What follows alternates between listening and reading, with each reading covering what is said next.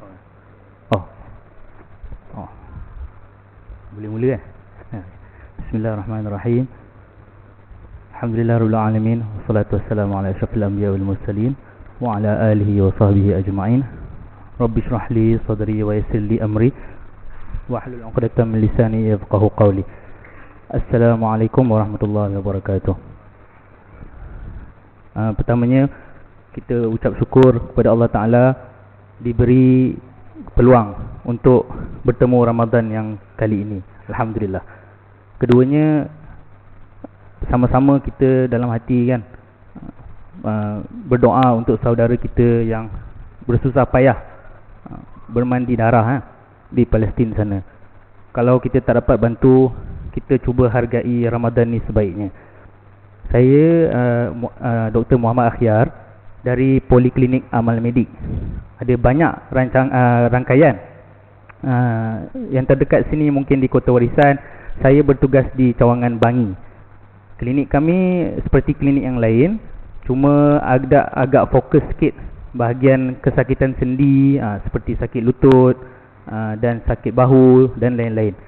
Tapi hari ini saya nak share sahaja sedikit sebagai nasihat dari sudut kesihatan, bagaimana nak meraihkan Ramadan dengan lebih sihat dan selesa, insya-Allah. Jadi pertamanya, dari sudut kesihatan, puasa ni yang paling bagusnya dia memberi faedah pada kesihatan kita, dari bangun pagi sampai ke waktu tidur. Sebagai contoh, sahur. Sahur ni memang dituntut, sangat banyak berkah dia. Tapi macam mana kita nak manfaatkan sahur ni sebaiknya kan? Paling kurang makan sedikit ataupun minum air seteguk. Itu nasihat Nabi, sabda Rasulullah pun.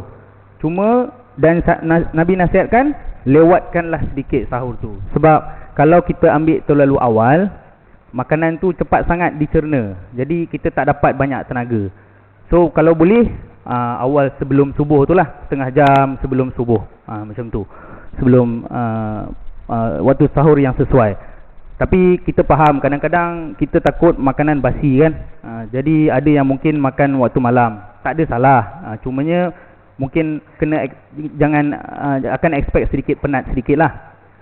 Keduanya, makanan sahur tu, sebagai contoh ada banyak jenis makanan. Ada yang karbohidrat, banyak bagi tenaga. Keduanya protein. Dan ketiganya bahagian yang lemak dan sebagainya, ada vitamin dan sebagainya. Last sekali mungkin fiber ataupun kita panggil serat. Nasihat yang disarankan dari sudut kesihatan, kalau kita nak berpuasa, kalau boleh karbohidrat tu jangan banyak-banyak sangat. Sebab apa? Dia memang bagi banyak tenaga, cumanya dia bagi tenaga dalam masa yang sangat-sangat ringkas.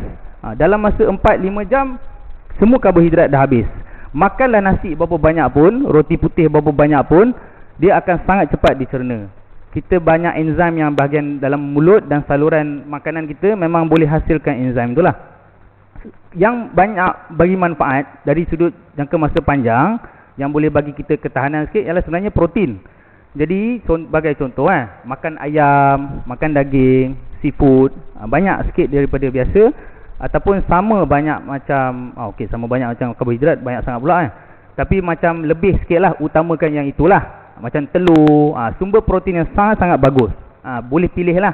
Mungkin ada orang yang alergik, mungkin elakkan lah. Mungkin ada certain masalah kesihatan, kena sesuaikan.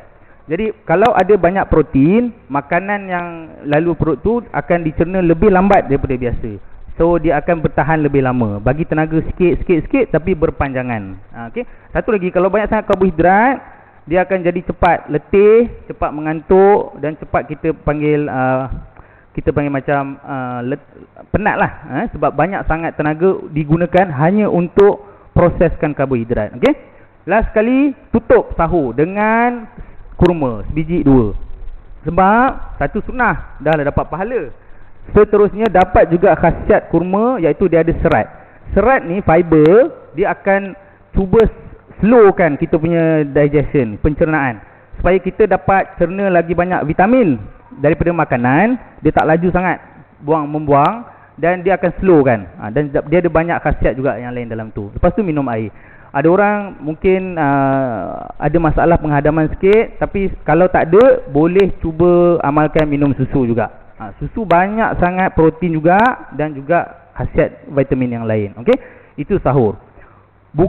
Kalau buka pula, buka dengan benda yang Rasulullah amalkan, benda yang kurma nombor 1 kan. Nombor 2 air ataupun benda yang manis dulu kan.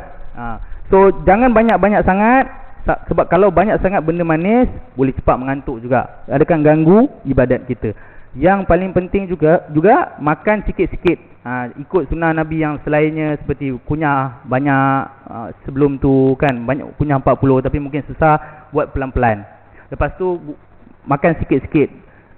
Culture kita, budaya kita memang mungkin di masjid susah. Kalau kita nak buka sekejap, lepas tu nak solat, nak jadi macam kita faham mungkin ada masalah kat situ. Tapi kita sebagai umat Islam, kita cuba hadkan makan terlalu banyak pada masa satu yang sama lah. Itulah insya-Allah. Okey. Seterusnya, kopi dan teh. Saya tahu kita punya budaya memang suka kopi dan teh. Kita faham semua benda tu. Cuma kalau kita terlalu banyak sangat kopi, dalam tu ada kafein. Bila kafein ni bila makan, minum, dia akan menyebabkan kita kencing kerap. Okey, sebab dia tarik semua air kita keluar melalui air kencing kan. Jadi kita senang dehidrasi ya. Jadi senang kurang air dalam badan. Ada kopi yang disebut decaf, maksudnya kurang kafein, tapi still sebenarnya ada sikit kafein. Mungkin limitkan sehari atau selang 2 hari saja minum kopi, ataupun cawannya kecil saja, macam tu. Okey. Teh pun ada kafein, limitkan sikit. Okey. Lepas tu saya perasan juga ada makmum kita yang bagus bawa air pergi tarawih kan. Sebenarnya bagus supaya waktu malam kita dapat isi badan kita dengan cecair balik. So sebab kadang kita buka puasa je minum, lepas tu sampai sahur balik baru ingat nak minum. Sebenarnya ada je masa banyak tengah-tengah tu boleh kita minum air. Ada juga nasihat daripada certain doktor, jangan minum air kosong semata-mata banyak. Sebab kalau kita hanya air kosong semata-mata, dia akan lebih senang untuk keluar air je. Maksudnya kita tak dapat nak retain air tu, kekalkan air tu. So ada orang dia campur sikit garam. Satu cawan macam botol kecil ni, secubit je garam campur. Dia boleh menyebabkan air tu retain lebih baik. Dia macam buat air garam lah. Macam buat air garam. Sebenarnya bagus, sebenarnya sangat bagus. Itu nasihat yang saya boleh kongsikan malam ini. Apapun dalam kita memilih makanan yang halal, yang sihat, yang bersih, penting juga saya nak ingatkan diri saya juga dan semua orang tentang isu semasa, pilih juga makanan yang membangunkan umat Islam. Sebab apa? Kita sekarang nampak isu Palestin ni isu sangat besar, isu boikot ni sangat penting. Tapi sebenarnya isu yang lebih besar ialah ekonomi umat Islam. Maksudnya kita kena pilih makanan yang dibuat oleh orang Islam. Bahkan malah kita dapat halal, kita dapat sokong ekonomi umat Islam kan. Dan kita dapat naikkan industri umat Islam supaya kita boleh jadi kendiri. Maksudnya kita tak perlu bergantung pada makanan yang dibuat oleh orang bukan Islam. Itu sebenarnya lebih penting daripada bukan saja daripada sudut makanan halal itu semata-mata. Dari sudut kami di industri kesihatan sendiri, kami percaya yang industri kesihatan ini perlu dibangun juga oleh orang Islam sendiri. Kita tak boleh bergantung pada orang bukan Islam semata-mata ataupun ambil ekspor ubat semata-mata. Jadi kita kena sama-sama untuk bangunkan ekonomi kita umat Islam ini di Malaysia insya-Allah. Itu saja. Assalamualaikum warahmatullahi wabarakatuh.